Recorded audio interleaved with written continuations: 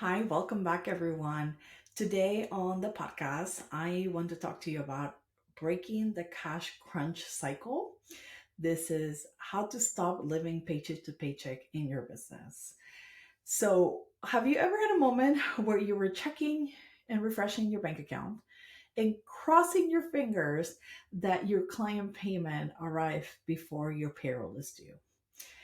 Maybe you've made a solid month in sales, and somehow again, there's just not enough cash to cover all the expenses. Sound familiar?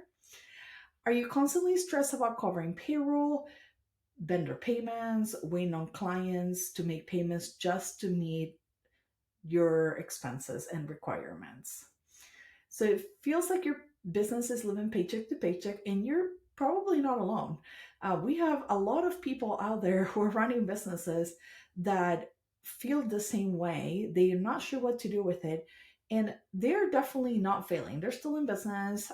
They're close to running out of cash, but they're still in business. So now, if this sounds familiar and you feel stuck in this cash crunch cycle, then I'm here to tell you that this is not your fault, but it is your responsibility to fix it as a business owner. So, in today's episode, I'll show you how to spot the warning signs that your business is living paycheck to paycheck, what is really the root cause causing the cash stress in your business, and walking you through how to take the steps I use as a fractional CFO to help businesses break free and finally get ahead. Now, let's go through a few things. So, a lot of you think that you need to have more revenue and that everything will be fixed and everything will be under control. That is not going to help you offset the problems that are happening because there's other things and factors that are contributing. And every time you make more money, you spend more as well. So then you're back to where you started, just with bigger numbers. So, let's start by identifying how do you know if you're in a paycheck to paycheck situation in your business or having a cash crunch cycle. So you're constantly checking your bank account balance to make decisions. This is very common.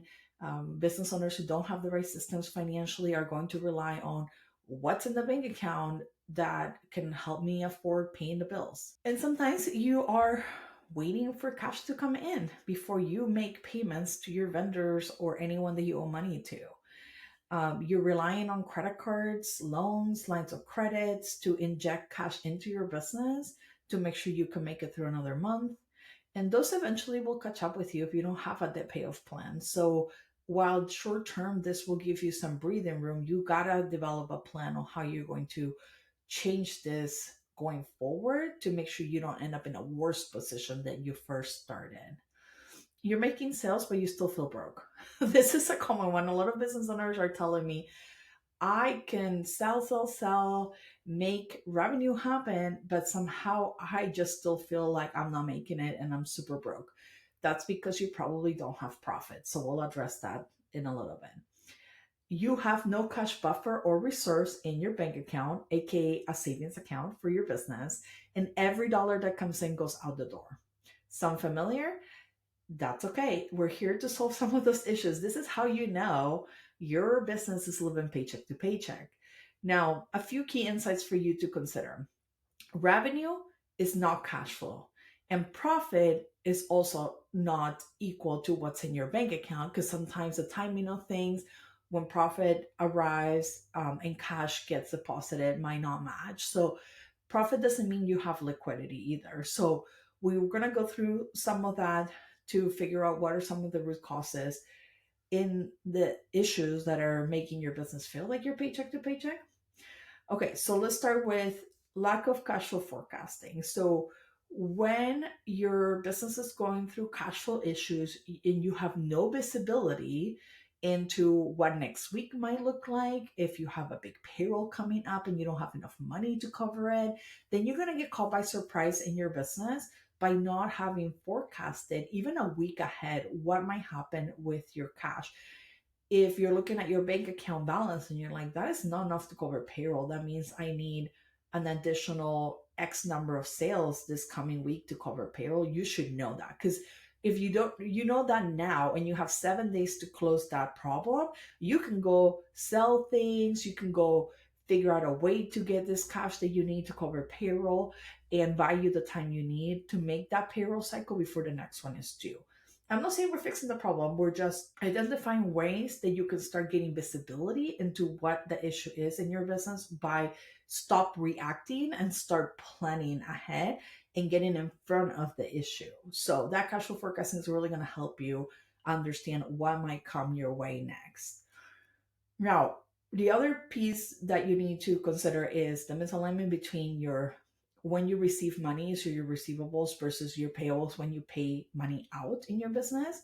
And sometimes I see business owners that are paying out money faster than they're receiving it. So now that's causing a deficit in their cash flow based on timing. So what you want to do is understand what are my payment terms with my vendors or people I owe money to. If they say you have 15 days, if they say you have 60 days, you could pay the bill today, or you could use those payment terms to your advantage and wait the 30, 60 days to make the payment and still be compliant with the terms that you agree to and honoring your relationships and contracts. So it's important that you're thinking about this timing to make sure that you don't drain your cash and then are not able to meet your necessary payments and bills for your team. And you're also giving yourself some time to wait for cash to come in and collect on the receivables owed. Now, you have an over reliance on one big client or long payment terms. So the one client is about risk. We'll talk more about diversifying risk away from just one client holding that over you. But if you are waiting for that one big payment to make a difference in your business and get you out of trouble financially, you might be disappointed if the client goes away. If they have cash flow issues and can't pay you, things get delayed, then your business crumbles. So you don't want to be over relying on one big client only. And long-term payment terms, where you're extending payment terms to your clients that are 30, 60, 90 days. And this might be industry driven. So a lot of you maybe do it because you're like, hey, in my industry, this is just the standard. So we have to do it in order to be able to be competitive. And sometimes you're just doing it and you didn't even know you could do shorter payment terms, like due upon receipt, make a deposit up front, or charge a portion of it. Make sure you have 5 days to pay us, or 15 days, or less than 30 days. You get to determine what those payment terms are. Even if there's an industry standard, I still encourage you to decide what's best for your business cash flow to make sure you don't put yourself in this position where you can't make or pay your bills. Okay, so then excess inventory or overhead that is tied up in cash. So inventory on hand, meaning whatever's on the shelf, that's your cash sitting on the shelf. So if you're not selling it or moving it, then your cash is sitting on the shelf, is what I always tell my clients that have product based businesses. So if you are investing too much ahead or buying too much and not moving the product quickly enough, then you're going to see a cash deficit, and it's going to impact your cash flow in ability to be able to make payments when needed to either payroll or any of your vendors that you owe money to. I would try to negotiate terms on that. See if you can do a deposit and then pay the rest once you sold the inventory. Whatever you can do to help. Sometimes you can place an order and not pay if you've been customer for a long time and ask for them to extend you payment terms of 30, 60 days. So there's a lot you could do there. We'll get more into solving the issue. Now, some of the other common root issues that I see is you're underpricing or your margins are too slim. And how do you know if you're underpricing? Go look at your competitors, see what are they charging, how is it comparable to what you're doing and what you're offering, what's their value proposition. Have you thought about pricing strategy, working with a professional fractional CFO to understand what are your pricing strategy options that you haven't even considered that you could roll out, and even pricing correctly going forward, can be a lever. Having razor thin margins is a cause of underpricing. So if you haven't priced correctly because you never took the time to work through that, then your margins are going to be a lot lower in your business, which is not going to allow you to have enough room to pay your expenses, let alone have profit. And that impacts cash flow. Make sure that you are working through those areas of opportunity if you haven't already. You maybe have no cash reserves or emergency savings in case there is an emergency or a dip in seasonality. So I see this with businesses who have seasons where they have really great summer and really terrible winter, or the opposite. And they haven't prepared financially because they just spent all the money they had. And they didn't think, oh, we have a deficit we have to cover come this other season. So you need to be mindful of what those ups and downs in your business are. And also remember, like, business go through cycles. Sometimes it's really bad, sometimes it's really good. So you need to be prepared financially and have set aside some money so that you don't get caught by surprise and you have the time to react and create a strategy that helps you address the problem. So let's get into what to do about it now, because I was starting to share a little bit of that already with you.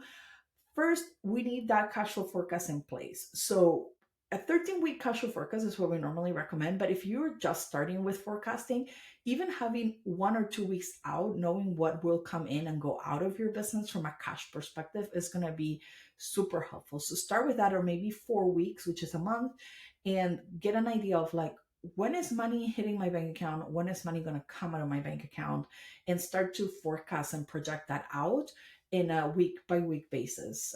So think any money coming in, revenue, sales of different types of service or products that you're delivering, and then make sure that your outflows are anything that you owe money on, even loans, credit card payments, payroll, rent, anything that is needed to run your business. And then make sure you review those payment terms. So we talked about payment terms, net 30 days, 60 days, 90 days, and try to reduce that so that you don't have to, wait for money to come into your business. You can also ask for extension on payment terms from your vendors and people you owe money to. We've been a client for a while. Can you please give us 15 days to pay that invoice, or 30 days, or whatever the terms that you need in order to just buy you some time to wait for the cash to be collected. Now, in businesses where this is not in their control, for example, a group practice in healthcare that is insurance billing, they will have to wait for their money. So you might hire someone that you're paying payroll now, but you won't be collecting on that for 60 days. You need to properly plan, because every time you hire a person, you're going to need to cover that expense before you get paid. And this is very normal, especially if there's any credentialing issues or delays, it gets even worse. So for that type of business, we will be planning cash flow more intently to make sure we have the runway to afford to hire someone and get them up to speed, and make sure that we're waiting for that insurance payment to come in 60 days later, and planning properly to make sure we don't get in trouble. So if you're a group practice, just know these are the standard cycles that we go through when collecting cash, and rarely do we have control of it. The thing we have control of is submitting claims daily, weekly, to make sure that things are coming in all the time as far as cash flow goes.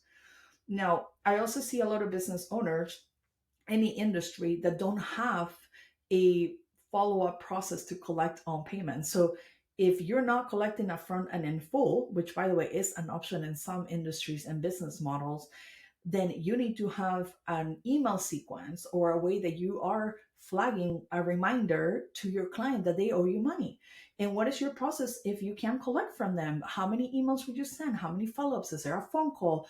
And I see often businesses have not thought through the systems financially. And this is where you get in trouble, because they have leaving money on the table. Nobody's collecting on it. Their receivables are growing. They're 60, 90, 120 days past due. And at that point, people are just not going to pay, unfortunately. And you're going to end up having to write that off. And that's why you have a cash problem, because you're not collecting on that. So having the right system in place, making sure you're following up is important so that you can have that results in cash in hand. Okay, so then also shrinking the amount of time it takes to collect on payments. That's going to be another critical aspect of managing cash flow. Can you get people to pay you faster? Can they give you a lump sum upfront? Deposits, we talked about that. And the next thing I would have you do is delay non-urgent spending. So this is where you have control of what you spend in the business for the things that you have flexible contracts or you can get out of legally. This is where I would exert some critical thinking on like, which ones do you want to pause? What do you want to delay? What can you reduce? I see often with like software subscriptions, you have a ton of people and nobody's using it, and then you don't think about reducing the number of users. So that's an easy one. Sometimes it's just eliminate temporarily things that we maybe could benefit from use in the business, but we don't necessarily need it for critical business deliverables.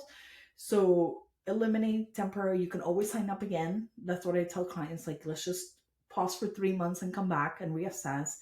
And then just limit your non-essential investments for cash, or even sometimes hiring new people, because that costs money. It takes time for them to get up to speed, for them to be producing and bringing in the return on investment or benefit to the business. So sometimes even delaying the timing of new hires can help with your cash flow recover, and then build in that resource so that you know you can bring in someone. And also remember, you're taking that responsibility from a payroll perspective, so you want to make sure you're able to cover that, especially for new hires and existing employees. Now, we want you to start prioritizing revenue generating activities. So, a lot of you are doing who knows what with your time, and it's not the things that generate revenue in your business. So, you need to shift and you need to go focus as much as you can on generating revenue, whatever that looks like for you, and fast, like things that will have short term impact so you can boost up cash flow. Maybe it's a new offer, a same program, but spin differently, something you can get a deposit on quickly so you can boost up cash. Go to your clients that pay you the fastest and say, hey, can we get this, sorted out quickly? Anything you could do to generate recurring revenue so you're not having to make sales every single time. This is just in general good business advice, but especially in a cash crunch cycle, you're going to need to do revenue generating activities more than ever. And don't forget to renegotiate your terms with your vendors. We talked about this a little bit on, like, what are the payment terms? Can you pay them? Can you ask for an extension?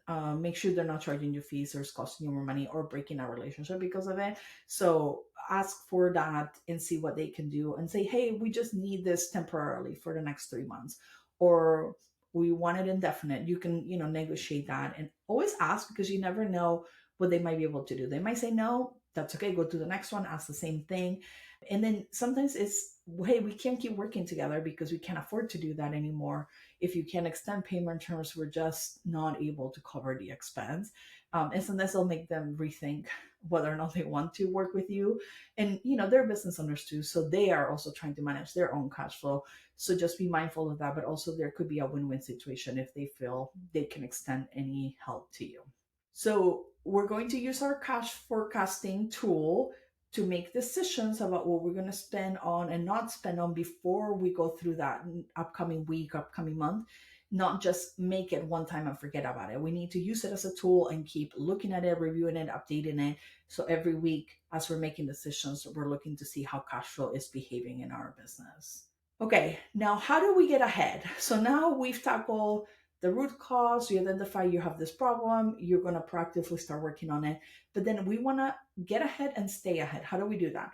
We're going to build a 2-3 month cash buffer in our business. So we're going to save some of our profit and put it in a savings account so we can have that buffer to rely on if we need it. Because business is always, there's always unexpected things that happen, and you want to be ready and prepared, and you don't want to have to panic. You want to have time to think about what to do and how to respond.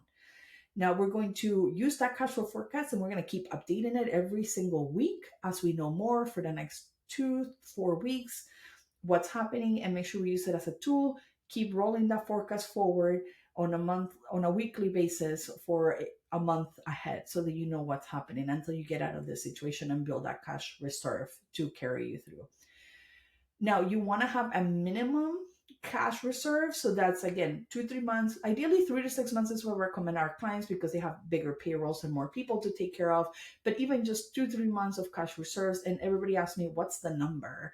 And it's whatever you consider a necessary expense for your business. So look at your total expenses on your P&L, and then look at the last 3 months and just get an average of what that is, and then use that to put aside on your bank account times 2 months times 3 months. That's the number we want to have you put aside for your emergency fund. And if you're not sure how to deal with that or need help, make sure you reach out to us for fractional CFO support. This is what we do for businesses.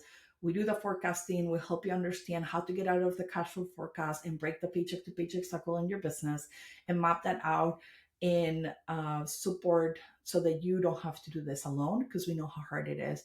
And sometimes just talking to someone who understands and has gone through this with businesses and help them come out on the other side will help you feel at ease, knowing that you're doing the right things to improve your situation.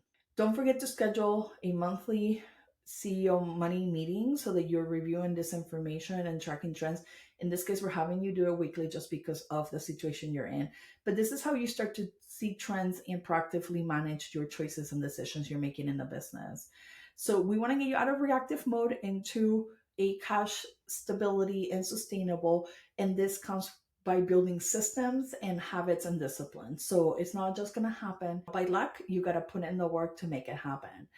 So, if you found this episode helpful and you are have been living in a paycheck to paycheck cycle in your business, just know that it's not sustainable long term. I want you to have the tools necessary to implement to get out of that situation. And this is, by the way, not a reflection of you or your business's potential. You still can have great profitable businesses. You just need the right systems in place to make sure this doesn't happen again. And with the right cash flow visibility and a few of the strategies that I mentioned today, if as you're implementing them, you should be able to look forward to building a financial plan so you can break out of this cycle. So not all is lost. Let's just start where we're at and make progress towards improving our financial situation. If you want to build that cash flow forecast with us, we'll be happy to help you out with that. I know that financially that can be very daunting for some of you who've never done it before. And we help business owners gain financial clarity and control over their cash every single day. So we know exactly what you're dealing with and we can help you make progress faster. So thanks for listening to our episode today. Now make sure you go take action and that your bank account will be happy and thank you for it in the long term. You'll be able to sleep better at peace knowing that your cash has been taken care of in your business and you can cover all your bills and you have profit again and cash flow in the bank account to help you grow into the next stage. Don't forget to subscribe and share this episode with anyone who might benefit from this information, who you know is a business owner that's been struggling with this paycheck to paycheck living in their business. Let's go ahead and break that cycle for everyone and make sure you follow us on social media at Wealth Worth Within.